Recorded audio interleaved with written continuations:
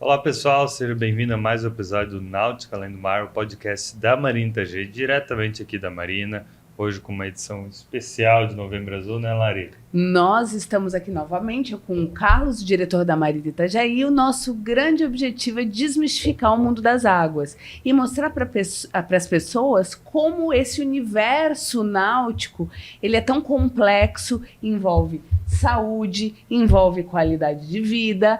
E nós hoje temos a honra de ter aqui na nossa frente dois médicos, né? Porque nós estamos no Novembro Azul, acabamos de sair do Outubro Rosa, né? E, na verdade, todo dia é dia de se prevenir, de cuidar da saúde, praticar esportes. Náutica tem tudo a ver com isso. E temos aqui o Jander, que é um velejador e médico também. Cliente da Marina há muitos anos já. Um dos primeiros, né? Da Marina Itajaí. E que, inclusive, faz consultas online dentro do próprio veleiro, né? Exatamente. E o Dr. Gilberto, um conceituado também urologista aqui da nossa região, é uro-oncologista, né, doutor? Muito obrigada pela presença. Eu queria que cada um de vocês pudessem contar um pouquinho da história de vocês, como é que você decidiu optar pela área de urologia? Então, a urologia, obrigado pelo convite, né, mais uma vez. E a urologia começou na minha vida muito cedo, né, porque meu pai é urologista, meu avô era cirurgião e fazia muita parte de urologia. E, na verdade, a urologia caiu no meu colo, eu fui conhecendo ela desde muito cedo.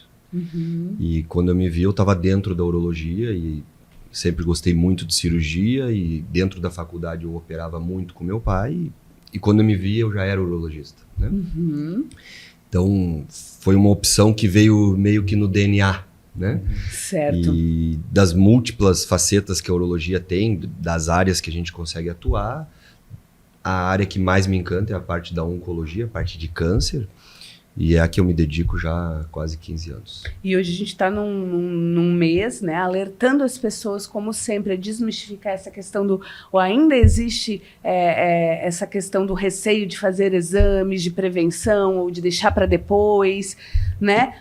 A tecnologia também avançou muito nessa área, né? O que você nos conta de novidade sobre isso? De quanto em quanto tempo? Isso, né? E eu te diria o seguinte, no nosso país isso teve um impacto tão grande que talvez para países mais desenvolvidos econômica e cientificamente não tenha tido tanto impacto essas campanhas sociais, né?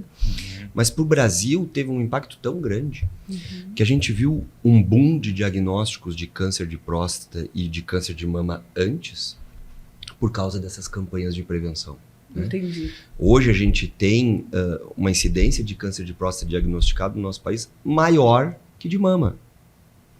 E isso deve-se muito ao Novembro Azul. E quando a gente vai ver a linha do tempo, a gente vê claramente o boom logo depois do segundo e terceiro ano do Novembro Azul. Interessante. Porque a informação chega. E a gente tem muito medo do desconhecido. Né? E isso, o mar muitas vezes nos ensina isso, né? Tu tem que respeitar, porque tu não sabe o que vai vir ali amanhã, uma tormenta, um bom vento, enfim. E na medicina é isso. E o homem é muito medroso para a saúde. Isso é normal da gente, né? Vocês são muito mais corajosas do que nós. É muito exame. Desde cedo, né? A menina vai no ginecologista muito mais cedo. A gente não está acostumado. Né? Sim. Aí nos dizem lá que por 40, 45 anos a gente tem que ir no urologista. A gente não está preparado para isso. Muitos nunca foram. Muitos nunca foram, né? E a gente se gaba disso. Às vezes aos 70, eu nunca fui no médico, doutor. Mas isso não é legal. Né? E aí, o conhecimento chegando, a gente vai perdendo medo do exame de próstata, de ir no médico, daquela coisa de fazer uma biópsia e a doença explodir. Isso até hoje a gente escuta no consultório, né? Mas cada vez mais a gente escuta menos. E a gente vê uma geração, eu tô com 44, tu tá com que idade? 43. Nós somos da mesma geração. A gente vê que a nossa geração é completamente diferente. A gente já procura, isso já veio embutido na gente, né? Tu também deve ter um pouquinho menos, talvez, uns 30 e poucos. 30. A gente vê a nossa geração se cuidar mais cedo. O que a geração dos nossos pais não teve. E existe mesmo uma idade para começar a fazer os exames de prevenção? Assim, prevenção é prevenção. Sempre. Né? Então, hoje a Sociedade Brasileira de Urologia ela tem uma campanha muito forte do adolescente menino começar a ir no urologista. Porque prevenção começa lá atrás, né? Quem tem histórico familiar. E não só do câncer, né? Prevenção De de tudo. várias coisas. Ah, sim. Educação sexual. A menina recebe do ginecologista ou da ginecologista na adolescência quando vai usar o anticoncepcional. A gente não recebe nenhuma orientação sexual do médico. Então a prevenção começa lá atrás. Essa conscientização da ida ao médico periódico. E falando especificamente do câncer de próstata, a recomendação é em torno de 45 anos. Né? Certo. Principalmente para aqueles homens que têm um histórico de fator de risco, que são história familiar, pai, tio, avô, irmão com câncer de próstata, pacientes negros, né? O câncer de próstata ele é mais precoce, ele acontece mais cedo no homem negro e ele tende a ser mais agressivo. E em pacientes obesos, que também o câncer de próstata tem um perfil mais agressivo no Como em homem várias obeso. outras doenças também, né? Porque quando a gente fala de câncer, na maioria dos cânceres, principalmente de órgãos sólidos, como a próstata, como a mama, são doenças inflamatórias. E a obesidade é gordura. A gordura é inflamatória. Né? Então tem todo um contexto. Que E interessante. quando Então, a gente fala de prevenção, no adolescente, a gente já começa a modificar, inclusive, hábitos alimentares, a prevenir obesidade, a se cuidar melhor. Então vem lá de trás, que a nossa geração já está Sim. vendo e já está fazendo isso. E hoje em dia a tecnologia, né, desenvolveu tanto. Tu tinha comentado, tu é especialista na robótica também, né? Que a cirurgia de próstata, para quem precisa fazer, nem sempre é câncer, né? Às vezes é só ela aumentada, tem alguns Isso. casos e tal. Ela era muito invasiva. Cara, Hoje em dia é muito mais simples o procedimento, que inclusive tu comentou que tu faz aqui na nossa região, né? sim. O que é o grande temor do homem quando se fala de próstata? Disfunção sexual. Ponto. Esse é o grande temor. Né? E hoje os tratamentos eles têm uma capacidade muito maior de controle da doença, né? Com menos efeitos colaterais. E um dos efeitos colaterais é a disfunção sexual. Então a gente consegue tratar os pacientes de uma forma mais efetiva com menos efeito colateral. E isso aí entra a tecnologia. Desde o diagnóstico. Né? A gente tem ressonância específica para próstata, as biópsias de próstata hoje estão muito menos agressivas, os tratamentos estão melhores, inclusive para doença benigna, que é o inchaço. Né? A gente consegue tratar de uma forma, muitas vezes até ambulatorial o paciente. Ele vai, faz um tratamento e volta para casa no mesmo dia, dependendo do cenário, enfim. Então a tecnologia veio muito forte na medicina e eu acho que em todas as áreas. Né? E o Brasil é um destaque, né? Mundial, nessa questão O Brasil, de medicina. eu diria que é um país híbrido. Né? É um país de terceiro mundo, mas que tem uma medicina de primeiro mundo. Né? E a gente tem grandes disparidades. A gente tem um poder econômico muito bom, mas na outra ponta da tabela também um poder econômico muito ruim. Mas a gente consegue ter tecnologia no país. Né? Mas hoje em dia, até pelo sistema SUS, já é um controle muito bem feito, né? Hoje o próprio sistema SUS é evoluído, próprio diagnóstico, análise.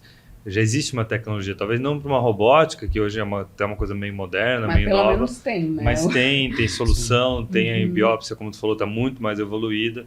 E que dá uma segurança também para quem não pode ir para o particular, ter um acompanhamento com seriedade. Com certeza. Eu te diria que hoje a gente vive, pelo menos aqui na nossa região, a gente tem, e não digo região Itajaí, Balneário, eu diria Santa Catarina. Tá? A gente tem uma saúde pública bastante razoável, né? Que a gente não vê em muitos países desenvolvidos. Tá? E, inclusive, o nosso país é tão heterogêneo, que a gente tem tecnologia robótica dentro do SUS, em alguns lugares. Porto Alegre, Curitiba, São Paulo. Agora acho que o Nordeste vai ter um serviço de SUS lá com robô para fazer cirurgias, para tu ver a heterogeneidade que tem no nosso país. Sim, e isso é de se destacar, né? Tanto que a própria Inglaterra usou o SUS como um exemplo, modelo, né? Para desenvolver o sistema deles, né? O robô que a gente tem aqui é esse robô inglês. Né? E ele veio de uma concepção de democratização da cirurgia robótica, porque lá a medicina é 95% socializada, dentro de um contexto rico. Sim. Né? E o outro robô que se tinha, até então, era um robô muito caro, economicamente não viável para um sistema democratizado, socializado. Então se criou uma plataforma robótica que pudesse entrar num sistema assim. Foi perfeito para o Brasil, porque isso agora vai democratizar a cirurgia robótica para Isso significa cirurgia sem corte, para as pessoas entenderem. Mínimos cortes, muito menos invasivo. E tá, aquela questão do beabá, doutor, para as pessoas entenderem. Para fazer o exame, ela chega no hospital, ela agenda ou na clínica. Como que é feito o exame? É muito simples. Primeiro, sangue. Eu te diria o seguinte: a gente precisa. A educação médica é muito importante para as pessoas, né? Por isso que o nosso papel aqui, e eu parabenizo vocês. Desmistificar isso. Exatamente. Quando as pessoas entendem que a avaliação da próstata ou de qualquer outro órgão, por exemplo, do coração, ele não é um exame. Ele é uma avaliação, né? Na tua situação lá do estômago, tu tem vários tipos de exames que tu vais avaliar o doente. O câncer de próstata, ele não é baseado o diagnóstico num exame. É numa avaliação, assim como da mama. São cânceres irmãos, né? Próstata e mama. Sim, porque nas mulheres o médico avalia... E tem o exame manual, tem a mamografia, tem o ultrassom, tem a ressonância, tem a biópsia. A próstata, ela tem toda a avaliação de risco, que é baseado numa consulta. O paciente que tem um risco maior, assim como na mama, a gente já olha com um outro olhar. Existe o exame de sangue, que é o PSA, que é o único marcador sanguíneo para um câncer do nosso corpo. As mulheres não têm isso, a gente tem essa vantagem, porque senão todo mundo morria de câncer de próstata, porque o homem, né, foge, né? Papai do Céu foi muito bom com a gente. Tem o ultrassom, tem a ressonância para a próstata, tem a biópsia. Então é um contexto de exames. E tudo depende das avaliações iniciais. Eu diria para ti que o maior passo é o homem ir no seu urologista. Esse é o passo. Porque a partir dali, o urologista vai saber o que fazer. Né? E não precisa ser no urologista. Pode ser no médico dele, no médico da saúde da família, no médico que cuida dele, no clínico geral, enfim. Né? Se tiver alguma alteração, ele vai encaminhar para o especialista. Né? Então, é ele procurar o médico com esse conceito de prevenção. Imagina para o homem do mar, que vai, às vezes, fica 60 dias embarcado, ou 90 dias embarcado, ou sai num velejo, né? E como é que faz, doutor? Ele tem que fazer antes. O ideal é que ele faça antes. Né? Vou te dar um exemplo clássico. Eu fui operado há 2 semanas e meia atrás de uma apendicite, chegando de uma viagem. Eu cheguei de uma viagem no sábado de noite, domingo, meio-dia eu estava operado. Ui. Imagina, isso não tem prevenção. Uma apendicite não tem prevenção. Agora, uma cólica renal tem uma prevenção. Um cálculo no rim, um cálculo na vesícula. Sentiu algo. Uma doença que possa trancar a urina, ter que passar uma sonda. Sim. Então, o ideal é sempre estar correndo na frente. Acompanhando, né? Acompanhando. E a gente vê justamente aqui na Marinha, a gente recebe muita gente que navega o mundo inteiro. Exatamente. Que às vezes passa meses e meses e meses. E hoje, pós-pandemia, a telemedicina vem crescendo e ajudando muito esse pessoal, né? Exatamente. Como a gente está comentando que de vez em quando faz alguns atendimentos. Como é que funciona? Porque o cara, às vezes, assim como ele quanto você, pode estar em qualquer lugar do mundo que hoje em dia tu consegue fazer uma primeira análise, né? Ou um paciente teu brasileiro passou mal lá na Europa, te manda um exame, tu consegue fazer esse atendimento. Como é que está sendo hoje isso, a telemedicina para vocês? Lembrando que o Jander é cirurgião geral e gastroenterologista, para pronunciar esse tiro. É longa a palavra. É longa a palavra, mas é fácil de falar. Mas acho enrola a língua. Parece que tudo que acontece na nossa vida vai direto. Tanto é que tem um termo chamado hipocondríaco, né? Que, na verdade, hipocôndrio, na verdade, é uma região do abdômen, né?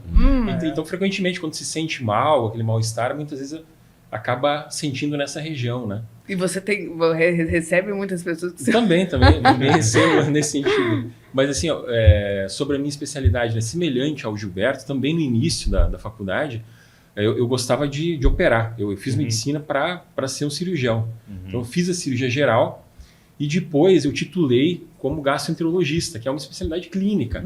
Então, eu sou titular hoje da FBG, que é a Federação Brasileira de Gastroenterologia.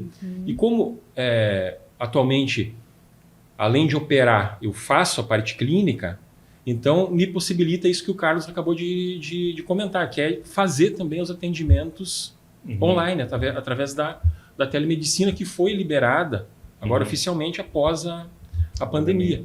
Então, inclusive, quando eu estava, semana passada, quando entraram em contato comigo, foi semana passada, Foi. eu estava num cruzeiro meu, Velejando. eu estava ancorado tranquilamente e eu fiz algumas consultas online. Né? Isso acaba melhorando até o atendimento, né? Porque às vezes as pessoas tinham que deslocar, agendamento, Exatamente. demorava, o médico não conseguia atender, então isso até diminui as filas, se tu for Com certeza. analisar. E os planos de saúde estão cada vez mais fáceis, né? Para tu ter essa facilidade. Hoje eu tenho a Unimed tem no próprio aplicativo dele agendamento telemedicina. Sim. Bem fácil, bem simples de tu fazer.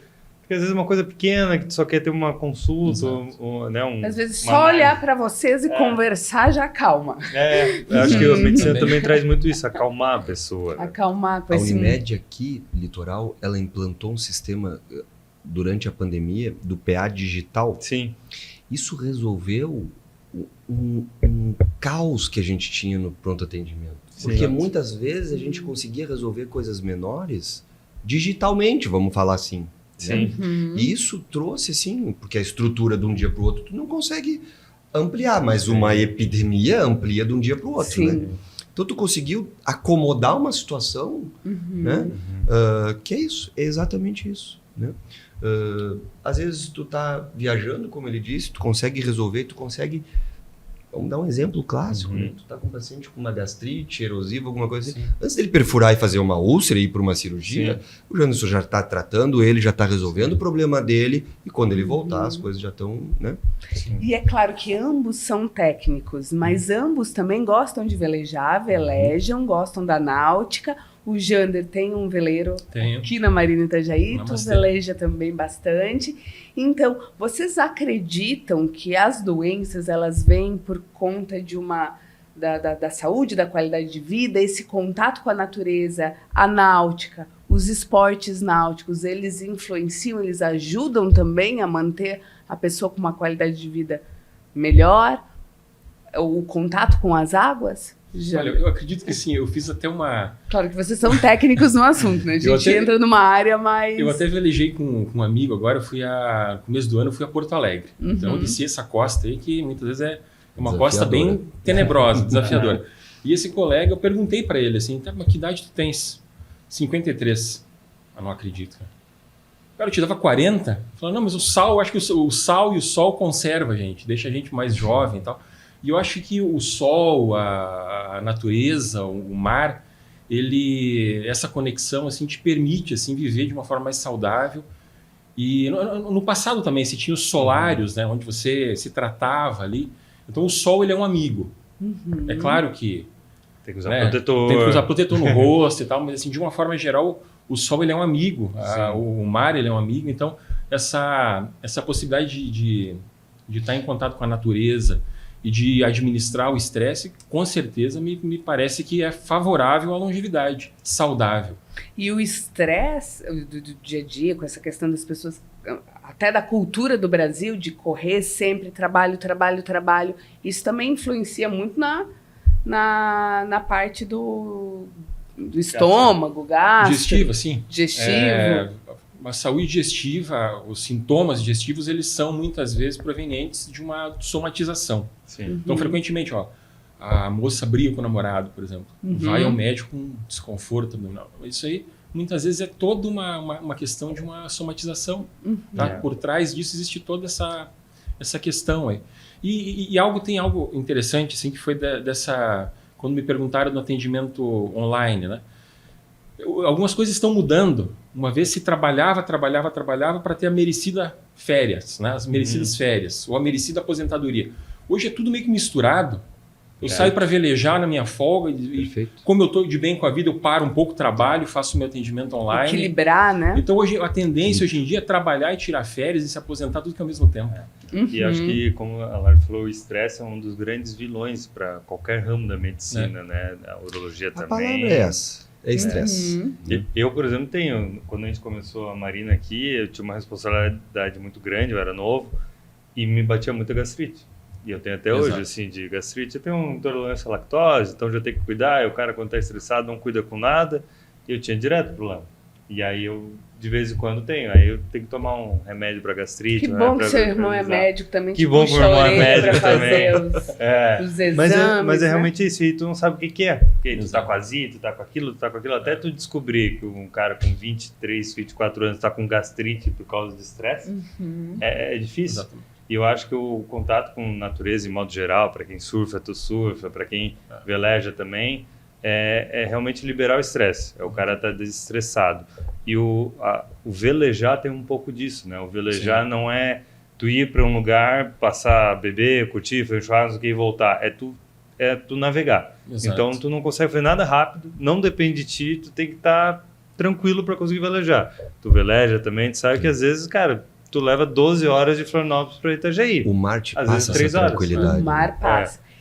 E ele te dá essa sensação boa, né? De estar Não. em paz. E a vela também, ela faz com que você tenha um esforço físico, né? E a Claro. atividade física, ela influencia, ela é importante nesse processo de prevenção de doenças? E a palavra estresse é fundamental, né? Se vocês forem ver assim, os nossos avós, né? Sim. Mas eles comiam banho de porco, não infartavam. Pois é, sei doutor. quê, mas como? Mas olha o que é a nossa vida. Sim. Olha a descarga de adrenalina, de estresse oxidativo que a gente tem no nosso metabolismo, o nível de cortisol que a gente tá lá em cima, nessa correria, dormir mal. É uma loucura a nossa vida. A vida é Então, muito rápida, né? Exatamente. Ela tá sendo rápida. Sim. Ela não era rápida. Sim. A gente tornou ela rápida. Isso que o Janderson falou é perfeito. É a gente misturar, porque daí a gente vai quebrando isso. Então, na tua folga, tu vai lá fazer um velejo. Tu não espera para ter as tuas férias de 30 dias durante 11 meses. Porque senão, tu não vai chegar. Tu vai chegar lá na tua aposentadoria para Sim. curtir, tu não vai ter saúde para curtir. Exato. E tem um negócio que o velejar dá é não ter internet. É isso, Isso aí. é bom às vezes. É Tu tá fugir velejando, dessa não ter. confusão Sim. toda que virou nossa vida, né? Mas isso é bom para ver a previsão do tempo. Às vezes é bom, às vezes. A previsão do tempo é Mas aí tu planeja fundamental, antes. né? Mas é legal. Eu, um tempo atrás, eu fui fazer uma viagem, falando de surf, eu fui fazer uma viagem para Indonésia, ficar 12 dias embarcado. Dos 12 dias, acho que 10 não tinha telefone. Isso aqui não servia para nada. Nada. Só bater Não, foto. Quando só pra bater começou a foto. te bater uma tremedeira. alguma Não, a coisa melhor assim, coisa que tem. É uma benção. É uma Agora não dá benção. tanto porque tem um filho pequeno. Daí o cara já Sim. fica mais nervoso porque não sabe o que está acontecendo. Mas era uma benção. Aqui a galera fica mais nervosa. Meus pais, minha esposa ficavam mais nervosos. Não sabia o que ele estava fazendo lá. Preocupado, né? Mas a gente lá tá numa paz. É isso aí. Realmente libera muita estresse aí, esse tipo de coisa. E doutor, o que leva uma pessoa a ter? Quais são as causas do... Existe causas câncer. para o câncer de próstata? Assim, E que prevenção, a gente não além do consegue exame, né? ainda, com o que a gente tem de estudo, identificar o que é o gatilho que faz isso. Né? Uhum. Os fatores de risco, eles aumentam a tua chance de ter um câncer. Mas não são eles os determinantes. Né? Existe o câncer de origem genética, de próstata, de mama, de ovário, enfim. Mas para próstata, especificamente, a parte genética ela é pequena. Tá?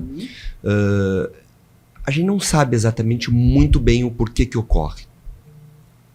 E o que a gente chama de prevenção? Na verdade, não é uma prevenção. Né? É a gente correr na frente.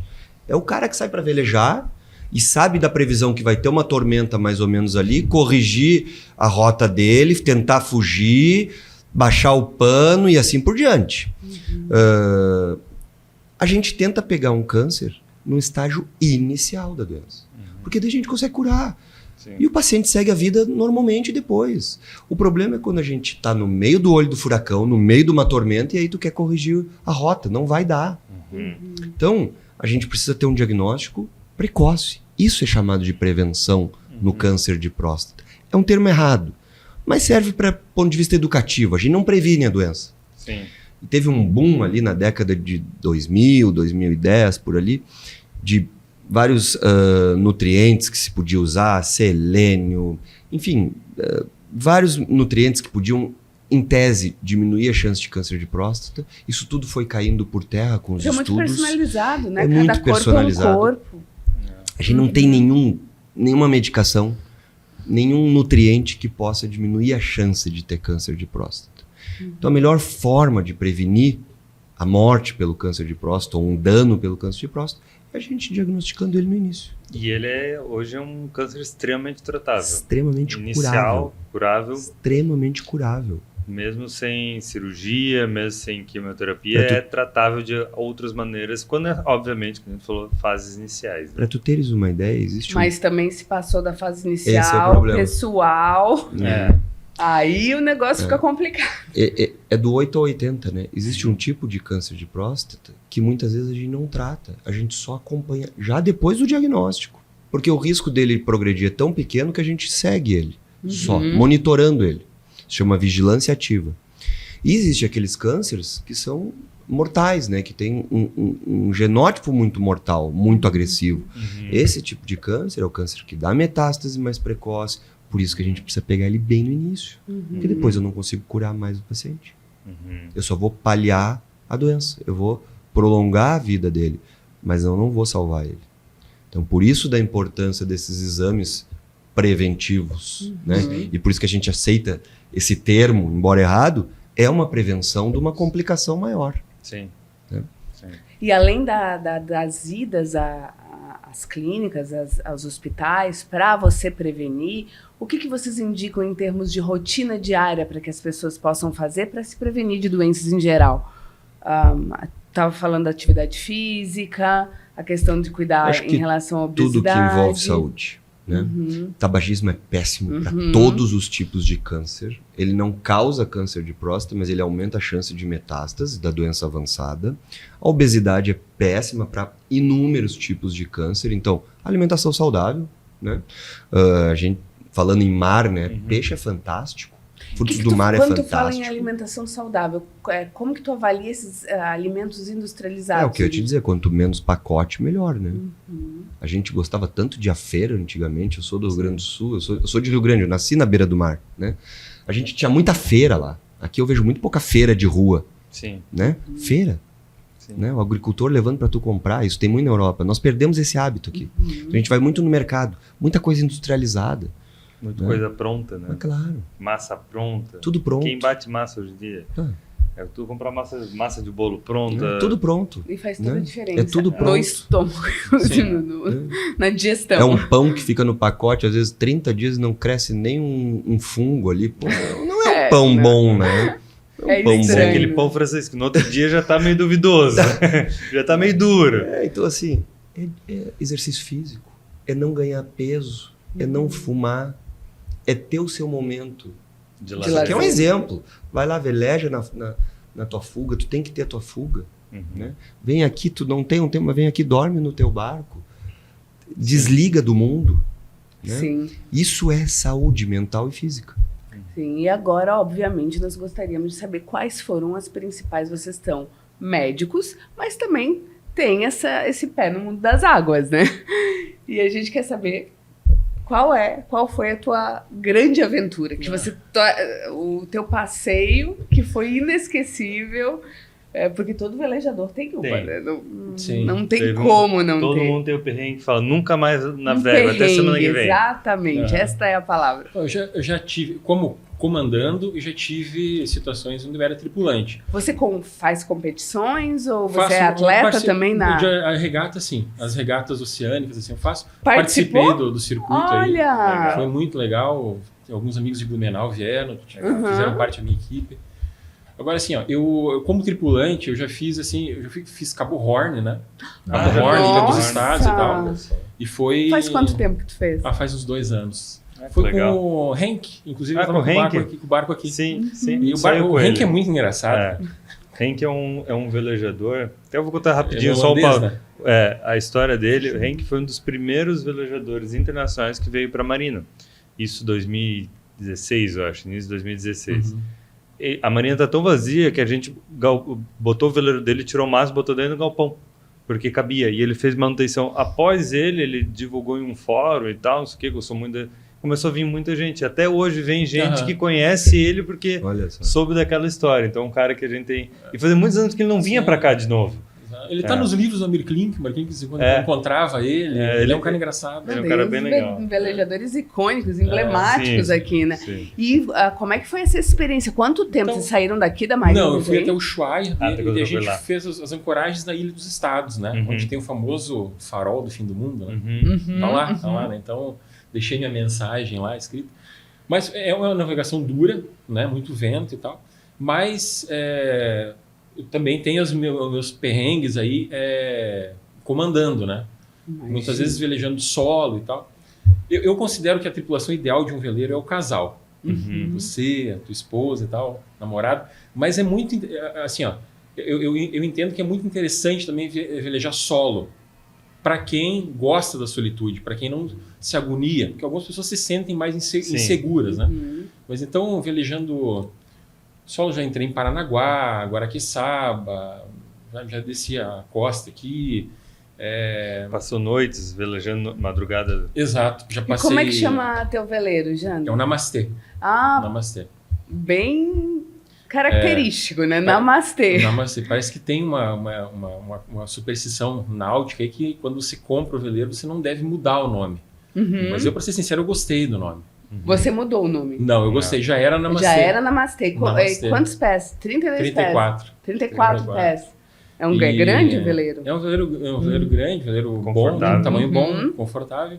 E Namastê tem alguns significados, mas parece que é meio que uma saudação espiritual, né? É o Deus que habita em mim, saúda o Deus que habita em você. É bonito. Então eu mantive o nome e sou muito feliz com ele, de fazer minhas aventuras com ele. E de todas as tuas aventuras, qual é que tu considera que foi inesquecível? Porque a gente já ouviu cada história, né, Carlos? Cada perrengue. Assim, ó, quando eu costumo assistir o Hashtag Sal. Sim. Então, as velejadas, já vieram aqui, né? As velejadas na Lagoa dos Patos é algo que me chamava a atenção. Até porque eu tenho uma certa... Eu tenho uma certa atração por lugares um pouco mais inóspitos, diferentes, assim. Então, você morou em Rio Grande, né? Então, muito na Lagoa dos Patos. Lá Amo também? aquele lugar. Resolvi descer a costa. É uma costa, assim, que merece respeito. Tanto é que ocorreu teve um acidente em 2014, né, com aquele veleiro argentino, inclusive tripulado por médicos, né? Um deles era um grande oftalmologista de reconhecido mundialmente, né, um oftalmo, que eles acabaram, né, tendo esse acidente aí, nunca mais foram vistos, na costa do Rio Grande do Sul.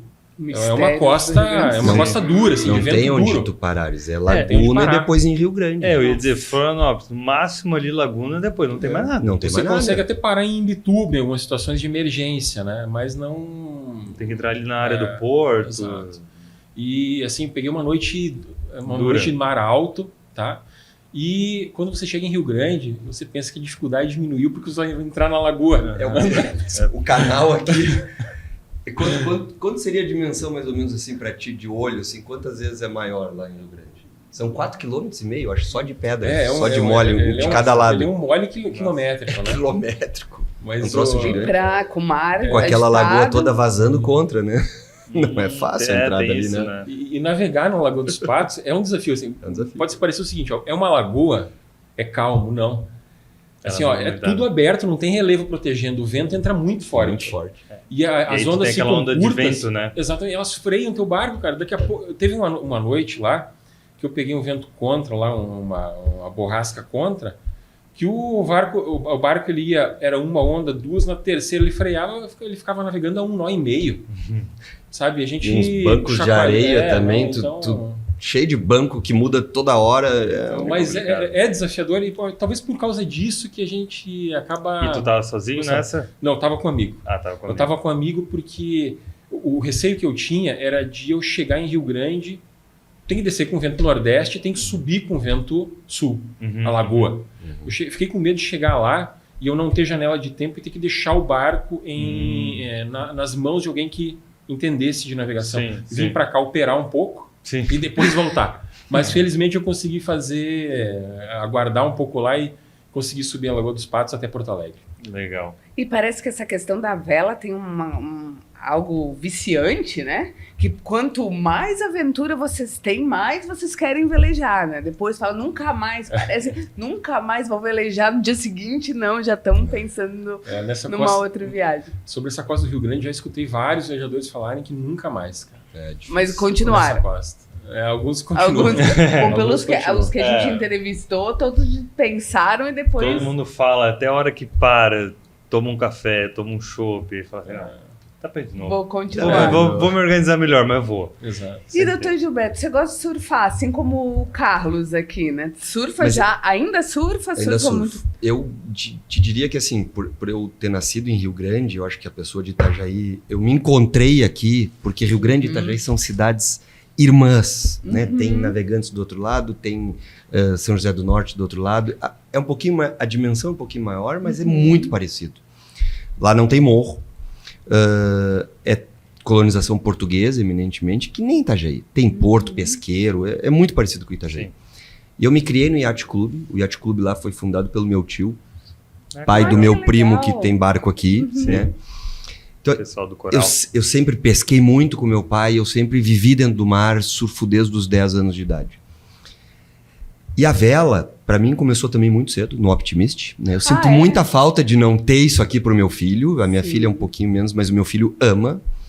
E eu te diria que o momento mais assustador que eu passei no mar, assim, foi com um laser. Eu gostava muito de velejar com laser.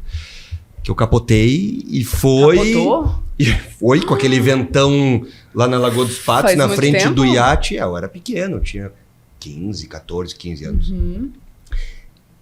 E a lagoa foi me levando, e eu acho que ninguém me via que eu tava indo. Depois me resgataram, foi tudo tranquilo. Mas o momento mais emocionante... Como assim, tranquilo, doutor? Te resgataram? Mas no mar a gente passa uns perrengues. Surfando foi muito pior, isso aí foi barbado. Eu acho que velejando, os momentos mais fascinantes que eu passei na minha vida foi há 3 para 4 anos atrás, quando a gente saiu aqui, eu, o Chico, a Tina, no coral, e o meu filho, a primeira vez que ele estava velejando. Ele tinha, acho que uns 5 aninhos, 4 para 5 aninhos. Vocês saíram daqui da Marina? Aqui, saímos aqui, quando a gente entrou no canal ali, meu filho, ele olhou assim pra mim e pro Chico, ele disse, papai, eu tô vivendo um sonho. Oh. E a gente foi até São Miguel ali, né? Voltamos com o pôr do sol. Ele, lá na pontinha, sentado na cadeirinha, claro, botei um cabo de segurança, né? Um colete e um cabo segurando ele. Ele assim, ó, fascinado, ele não piscava. Ele chegou aqui, eu quero um barco, eu quero um barco, eu quero um barco, eu quero um barco. E aí a minha esposa e a minha filha eram mais receosas com o mar. Elas não entravam em barco. No máximo, o barco ali ancorado, paradinho. Aí eu, durante a pandemia, logo depois, eu disse, eu vou comprar um barco. Eu vou comprar um veleiro. Nem que vai o meu filho. E aí a minha esposa, muito inteligente emocionalmente, muito mais do que eu, né? Disse, quem sabe a gente faz um passeio de barco. Tu aluga um barco, vamos começar a viver uma experiência. O ano passado, no meu aniversário, em junho, Que legal. a gente fez um charter lá em Angra. Legal. Conseguimos um skipper fantástico, um argentino que foi o primeiro cara que navegou aqui nesses barcos piratas Feia aqui de aquela Balneário. região, né, de Angra, né? Lindíssimo. Ela se apaixonou pela vela, minha filha se apaixonou pela vela. E esse ano, por múltiplas viagens que eu tive profissionais, eu disse, não, vou pular esse ano e vou ano que vem. Ela fez questão da gente ir de novo. E ela junto? Ela fez tudo. Ai, Nós estamos indo que bacana. quarta-feira, agora vamos velejar em Paraty 5 legal. dias. Vocês Num vão outro agora? catamarã. Que A única legal. exigência dela é que seja um catamarã. Que balança menos. Confortável. Mas ela tem razão. Mas um passinho de cada vez. Até quando eu chegar, daqui a uns 3 anos eu tô no veleiro. Exato, aí você viu. No monocasco. Mais um cliente da Marina Itajaí, que Exatamente. daqui a pouco o doutor Estamos Gilberto vai estar aguardando. com veleiro também. E ela, junto pra com o mim, Jade. assim, ela disse, eu tô sentindo falta do acordar com a âncora levantando. Isso pra mim, Tac, tac, tac, tac, tac. exatamente. É. Isso pra mim foi uma conquista, porque assim, eu achei que eu nunca ia conseguir. Porque ela não Sim. entrava no barco. E era frustrante pra mim. Eu disse, pô, vou velejar, vou me separar da minha família, né? Aquela Sim. coisa assim, eu vou, eu e meu filho e as minhas... Sim, Agora eu acho e que agora eu consegui. essa questão de unir a família, isso é sim. muito Porque incrível, foi como né? ele falou, Porque a melhor tripulação é o casal. é o casal, é o que une, É né? o casal. E o barco tem muito isso, né? Quando tu tá no barco, tu vai com a tua família agora, são 2 filhos e uma esposa, tu tá em 4 pessoas dentro de um barco o tempo inteiro junto. Exatamente. Depois de uma certa idade, os filhos crescem, é mais difícil tu conseguir passar longos períodos junto. E a gente vê muito isso, hein? Tem outros clientes que às vezes têm filhos maiores, já são casados e tal, mas quando sai para velejar, é todo mundo junto. Todo mundo junto. Aí sai aquele 1 dia, 2 dias que ficam todos juntos. É um esporte, um lazer muito Familiar. familiar, inclusivo, que tu acaba trazendo as pessoas próximas de ti, um tem que ajudar o outro. Exato. Não dá para tu ficar velejar sozinho, um tem que ajudar num cabo, fazer uma Exato. coisa ou outra. Dá, né? Mas é mais fácil um ajudar ali, um fica no leme, outro fica no cabo. Então isso é bem bacana ter essa interação. E o que vem crescendo, até para complementar isso, muita gente também tinha um pouco desse receio, a família não é tanto, começou aqui na Marina, se não me engano, tem 2 barcos agora de cota, de velejadores. Porque são barcos que saem muito menos, aí tu faz a conta, pô, vou comprar um barco, às vezes aí tu quer comprar um Não barco um sai pouco tanto, maior, né? não sai tanto e tal. Aí tá acontecendo cotas, a gente tem alguns ali, acho que tu conhece, o próprio pessoas ali, o secretário de turismo de Itajaí, o Thiago Marassoni, tem outros ali que compraram cotas justamente para velejar de vez em quando. São cotas divididas em 10 pessoas, que o cara usa de vez em quando, mas tem poder ter esse contato. Claro. Itajaí, Mas aqui na região imagina, não ele tem tem tanto o- charter, né? Não tem tanto Ainda barco não assim para tem. sair. Sim. Então é uma oportunidade para as pessoas poderem de vez em quando velejar, né? E como tem a ver a questão do próprio surf e outros esportes náuticos, como isso também influencia na náutica. A questão das crianças, você estava falando desse incentivo também de criarem escolas aqui, né, Carlos? Sim, a gente tem um projeto, inclusive, de tentar dar uma estimulada justamente nessa área, de fazer mais ações, trazer crianças. Eu tenho uma filha agora, está com 1 ano e meio, mais ou menos, 1 ano e 5. E a minha ideia também é essa, eu quero que daqui a uns anos, eu nunca velejei, eu já velejei, na verdade, mas não tenho muita experiência com laser. Quando eu era muito novo, sim, mas foi muitos anos que eu não. Então, eu falo a mesma coisa, eu queria que ela pudesse velejar. Então, daqui a, sei lá, uns 5 anos, 6 anos, eu preciso que tenha aqui em Itajaí uma escola de formação para uma criança. Claro. Não espero que eles sejam grandes velejadores, talvez nem tenham barcos, mas assim como eu espero que ela pelo menos aprenda a surfar, ela pode não usar para nada na vida, mas ela ajuda a mobilidade, ajuda o conhecimento, entender de vela, tu aprende várias coisas. Conhecer o mar, né? Velejar é uma ciência, Uhum. não é fácil, não é só botar. Eu tinha uma vez uma reunião lá, um almoço de família, um tio meu me perguntou, como é que o veleiro vai contra vento?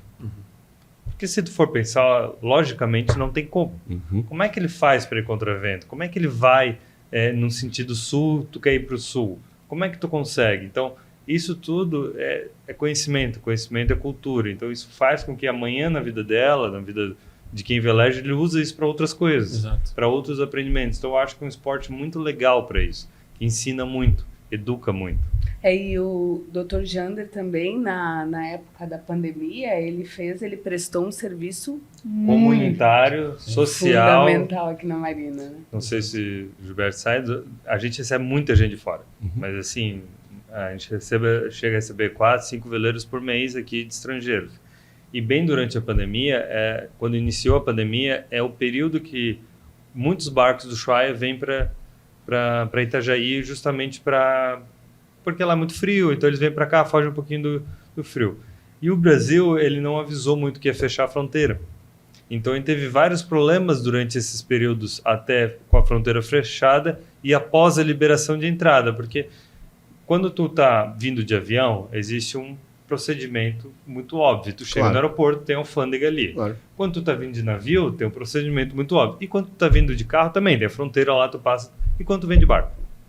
Não existe um pedágio, não existe Não tem uma barreira física, né? Exatamente. E o que aconteceu? Durante esse período, eu lembro de 3 casos, um bem específico, era um casal de senhores. Isso, acho que foi em maio que fechou, né? Quando é que foi? Acho que Março. março. Foi março, acho que fechou abril. dia 8, 16. 16 de março. Início de abril, estava chegando, então fazia ali umas 2 semanas, 3 semanas, estava chegando um casal de velejadores que estava 20 e poucos dias. Os suíços, acho. Não, americanos. Americanos. A senhora tinha 70 e poucos, o senhor tinha quase 80 anos.